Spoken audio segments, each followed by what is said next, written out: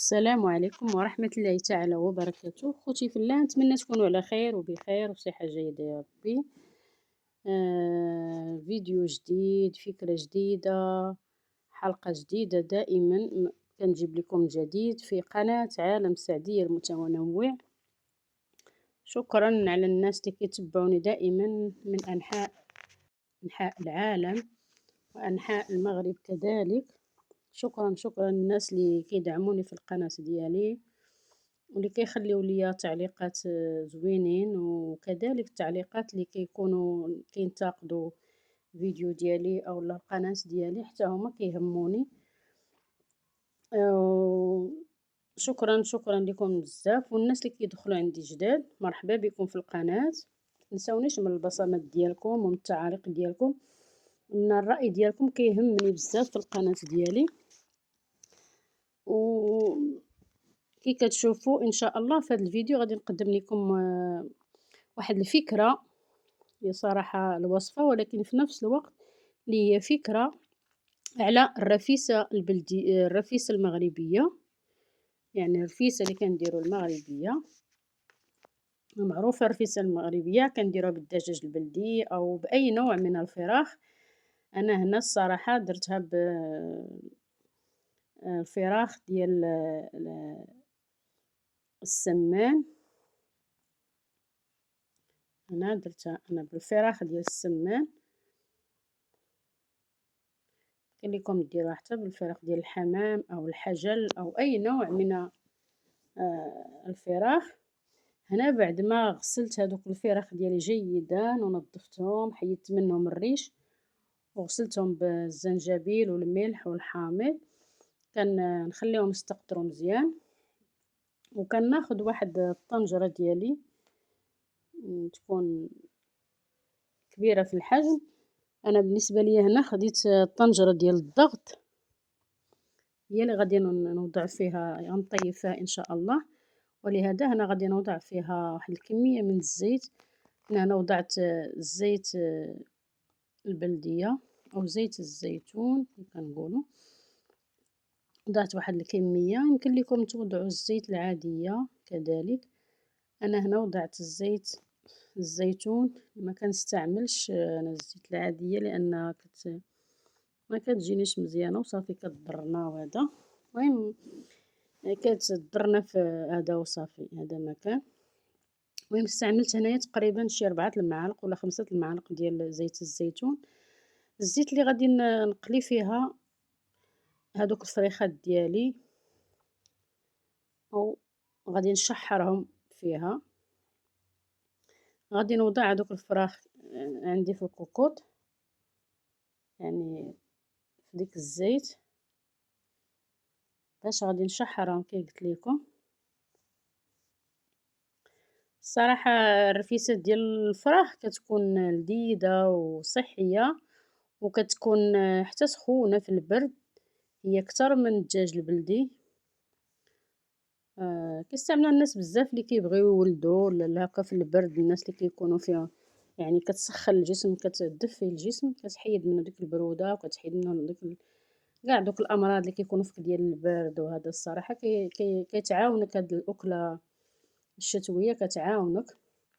صافي هنا قلت لكم كنوضع هذوك الفراخ ديالي كاملين وفي الزيت، وكندير الكوكوط ديالي، الطنجره ديالي كنديرها فوق البوطه باش غادي نشحر هذوك الفراخ ديالي جيدا. يعني كنقليهم مزيان في هذاك الزيت باش كيدخل معاهم داك الزيت ويدخل معاهم الطياب، وباش يطلقوا لينا هذاك البدق اللي فيهم. هذا ما كان، ويدخل معاهم فعلا داك الصهد وداك الطياب. من الاحسن نقليوهم مزيان باش يطلقوا لنا حتى البنه، لان كل ما تقلى هذوك الفراخ كيطلقوا ديك البنه اللي عندهم في الجلده ديالهم، يطلقوها. هذه هي الفكره. كنبقاو نقليو فيهم ونقلبوهم واحد بواحد، يعني كنقلبوهم ونعاودو نغطيو الكوكوط ديالنا، وكنخليهم عاوتاني تيتقلاو من ديك الجهه الاخرى، ونعاودو عاوتاني نحلو عليهم باش نعاودو نقلبوهم على الجهه الاخرى. المهم كنبقاو نقلبو في هذاك الفراخ ديالنا حتى يتحمروا مزيان ويتشحروا مزيان. وتدخل معاهم ديك الزيت، وحتى هما كيطلقوا ديك البنة ديالهم يا سلام. الصراحة نتمنىكم تجربوها الناس اللي. بالنسبة للتوابل، هنا راه استعملت الخرقوم، الزنجبيل والملح والإبزار وزعفران شعرة ضروري كما كتعرفوا. يعني العطرية اختيارية، العطرية ديال الرفيسة راهي عطرية عادية يعني واختيارية. هنا عندي العدس والفول درتهم في الماء وخليتهم باش يرطبوا شوية ويحيد منهم داك التراب ولا الوسخ. هانتوما كي قلت لكم راه غنقليو هذاك الشيء مزيان. هانتوما كي كتشوفوا راه كنقليهم حتى كيتحمروا مزيان، يعني حتى كيتقلاو. صافي هنا كنزيد البصله، داك الصهد البخار مشى ليا التليفون. هنا كنزيد البصله ديالي وكنشحر ديك البصله كذلك. كنزيد على ديك التوابل باش كلشي يتشحر مع بعضياتو، وديك البصله حتى هي كتطلق في مع دوك الفريخات صافي. وهنا كنوضع شويه الماء باش كتشحر معاه كذلك هذيك هذا بالنسبه للخبز ديالي. انا هنا كان عندي هذا المسمن كي قلت لكم، يمكن لكم تشريه ويمكن لا. انا هنا كان عندي هذا المسمن كان عندي في الكونجيلاتور، يعني كنطيبو كنكرمو واحد شويه كنخليه حتى كينشف شويه هكا، واحد نص نهار كيبقى محطوط في الكوزينه في شي طاوه ولا شي حاجه شي لاطاو كيتحط وصافي. كندخلو من بعد الفريغو. هنا بعد ما طابت ليا ديك المريقه ديالي، ها هي كي كتشوفوا طاب ليا واحد اللقطه تحدفات ليا اعتذر ديال الحمص والعدس والفول اللي قلت لكم اللي كنت وضعت في الماء.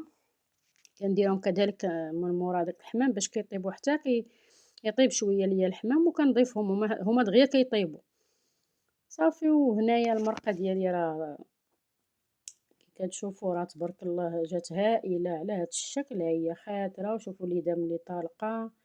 يمكن لكم ديروا سمينه، السمن الحار حتى هو كيجي زوين، كتقولوا ليه السمن المالح كيجي زوين في الرفيسه صافي. هنا بالنسبه للسقوه، راه السقوه كتكون يعني عاديه ماشي شي حاجه اللي صعيبه.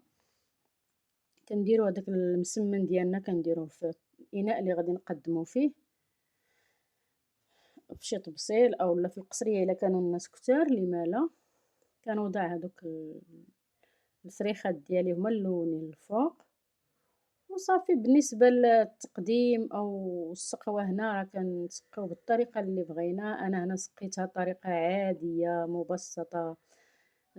انا ما زوقتهاش. يمكن لكم تزوقوها بالبيض ديال السمان، بالكنافه كديروها على شكل عشياش، كديروا التمر تعمروه بالكركاع ولا باللوز بالمشماش. يعني يمكن لكم تزوقوها باي حاجه. انا هنا درتها عاديه، يعني حطيت دوك الفريخات ديالي وديك القاطاني اللي طيبه ديال الفول والحمص والعدس وصافي. وسقيت هنايا الرفيسه ديالي على هذا الشكل